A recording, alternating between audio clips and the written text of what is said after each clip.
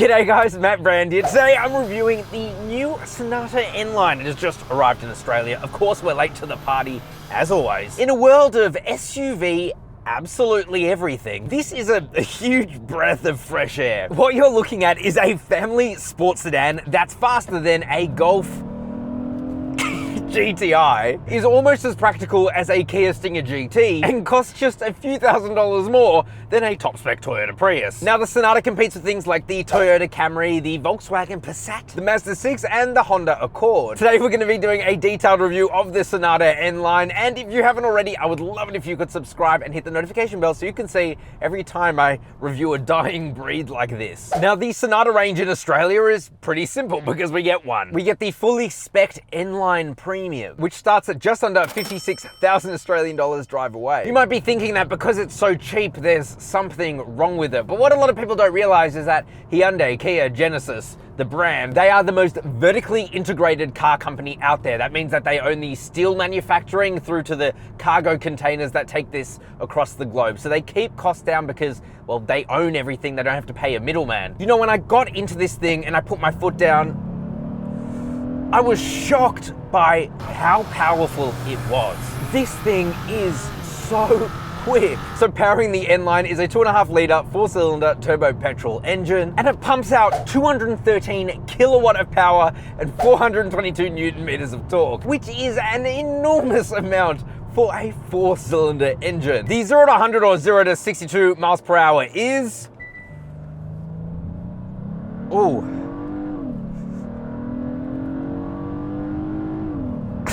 Well, I went up a hill here, so it's not very fair, but you can expect around 6 seconds. This thing is quick. Not only that, power is sent through the beautiful new 8-speed wet dual clutch transmission, and it is incredible. You know, upshifts, totally seamless, as are downshifts, and very quick. Not only that, you don't get the characteristic dual clutch things like lurchy on takeoff or doesn't want to go into reverse up a hill. It's a fantastic transmission and my favorite other than the Porsche PDK. Really, the only issue with this drivetrain is that power goes through an open diff. It's not as bad an issue as so many people are making it out to be. And I've seen so many people now hating on the Sonata N-Line because of the open diff, genuinely triggered. And it's so dumb because it's frankly totally fine. So yeah, you can sometimes scramble for traction, especially on takeoff, but it's very manageable. And this car has so much mechanical grip, which we'll talk about a bit later. But yeah, you put your foot down and you do get quite a lot of torque steer and tram lining, but it's fully manageable. And to be honest, it's a lot of fun. But yeah, speed and power is one thing, how it handles is another, and we'll come back to that soon. For now, I want to talk about how it looks. The Sonata N-Line is one of those cars that you either love or you hate. And for me, you know, it started with a bit of a but now I'm like, I love the front. I think the grille is so cool. It is enormous. You know, people complain about BMWs. Well, you know, the whole front of this thing is grille. The first thing from the front though that you notice is the LED daytime running lights, because they kind of run up and blend into this chrome strip that runs the length of the car. It's actually a really cool look, and that kind of extends to the doors here too, where you've got like the same pattern. I don't know, it's like cool attention to detail. And it's a very smart look, I think. And then the lights themselves are LED, very, very bright. And yeah, I just love the front. The side again is very cool. The wheels look absolutely awesome. There's so much going on, yet it works so well, especially with the red paint that looks so good in any lighting condition. And I'm not even a red paint guy. I don't like red paint, but it works well. And the roofline swoops into the back, and speaking of the back, I very much like that too. It's got the coolest tail lights that kind of wrap around. It's a stunning look at nighttime. And you get like a little overhang at the back, a bit of a ducktail spoiler going on. And then down the bottom are the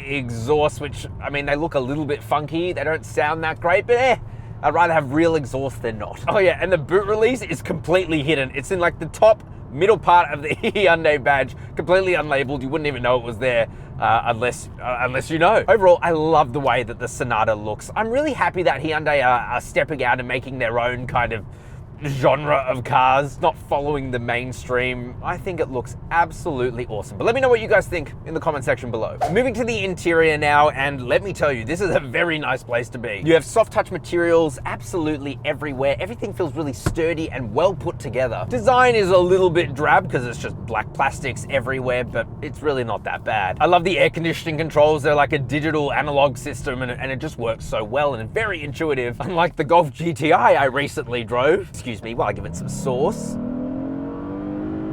Oh, yes. And as you would expect from a Hyundai, it is very practical within here too. 2 cup holders in the center and a little area in the middle for your phone. Excuse me, I'm giving it some twisty sauce. Wow, I'm so impressed by this thing. The center armrest is massive and has plenty of storage within it too. So yeah, plenty of storage within here. It is very practical. You know, even the steering wheel, I absolutely love what Hyundai is doing. It's got like this 4-spoke design to it. It feels really nice in the hands. You've got this red stitching around it and a little N logo down the bottom because this is an N-Line. It's not a real N car, of course. But yeah, buttons are very functional. You got these paddle shifters here too, which are nice to press. Not the nicest in the world, but still, very good. And these seats are beautiful. They're like this leather and fake Alcantara, but they feel so nice to sit in. They are so supportive. You can adjust them in like a million different ways. You have inflatable bolsters. You've got memory seats here too. Oh yeah, you've also got the N badge in the seats too, because this is a real N-Line. Again, guys, this is a $55,000 car and you get so much value for your money. I love it. The technology, again, as you expect from Hyundai, is pretty much at the forefront of its competitors. You have this beautiful digital instrument cluster in front of you, which is incredibly crisp. It is bright, color accurate, and most importantly, responsive. Now, it's not the most customizable. You got a little screen in the middle. You can switch between different menus, and the dials only change between 2 different looks between normal and sport, but they have a cool animation. And even cooler is when you turn on the indicator, you can actually see your blind spots through the 360 camera. It's just a very cool setup. It's not quite as good as Volkswagen's InnoVision cockpit, but still very good. What is better though is this infotainment display. Hands down, my favorite infotainment display out there, just because it is so easy to use. It is incredibly responsive to the touch. Again, incredibly color accurate, high definition, and good refresh rate too. So it just feels like a smartphone. And the menus are completely logical. Can't believe I have to even like complain about that in today's day, but so many cars just have the worst in terms of their UI and interface. Incredibly functional too. Digital radio, navigation, Android Auto, and Apple CarPlay. Not wireless, Android Auto and Apple CarPlay, which is a bit of a shame. Hyundai have this like fight going on between either Google or Apple, they won't say, and so for whatever reason they can't enable it. It's so dumb. Hyundai, putting it out there, I'm here to mediate for you. So if you want wireless CarPlay, hit me up, because you clearly can't do it yourself. Oh yeah, as standard, you get a Bose sound system, which is not the greatest I've ever heard, but still very good. You get a heads-up display, which is nice and bright, works very well. You even get a rear automatic sunshade. Like, that's the most unnecessary feature in an Australian car, but hey, you get it. Oh, and by the way, the inclusions continue. You get a sunroof.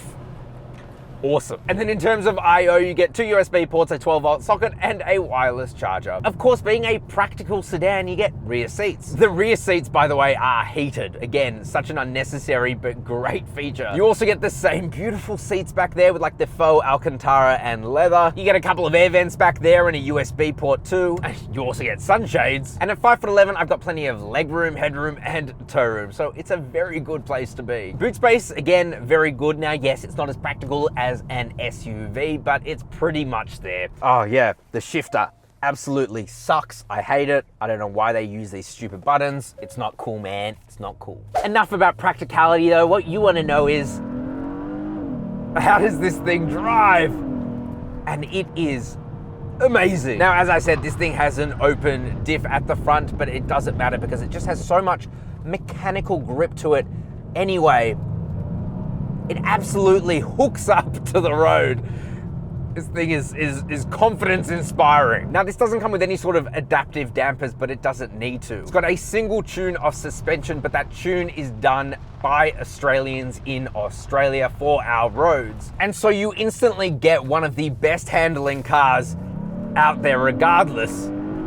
Oh man, this thing is nuts fast. Now, in terms of driving modes, I am in sport mode right now. There's normal, sport, sport plus, just is sport mode with traction off, and individual, but I just keep it in sports mode. And it is just so powerful, man. This thing is really quick, and I was shocked. I did not expect that from an N-Line product. Now, because you don't have a diff, I'm not going to be taking corners that enthusiastically, because there is a bit of understeer, but there's almost no body roll. It feels super planted. And out here in country Victoria, it is ideal conditions for this thing, because it does just have grip for days. It's also got a steering tune done in Australia. As I said, I'm in sport mode right now, and it is incredibly heavy, but it feels so nice. Even in normal mode, the steering is quite heavy. But for me, that kind of just translates into this thing feeling very precise, and it really does feel like where you point the car goes. You know, not a lot of car companies out there really put in the resources to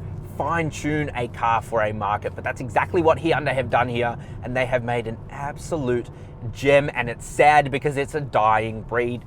People aren't buying sedans anymore. Hyundai know this, that's why we only get one. Yet we have about 1,300 models of the new Tucson. Dynamically, it'll never be as good as a sedan. But let's take the car out of sport mode and into normal mode, and this is what really shocks me, because the car just becomes like any other car on the road, which is a good thing. It means that this thing really is a wolf in sheep's clothing. But you know, even in normal mode, we can give this thing the sauce, and it just goes, man.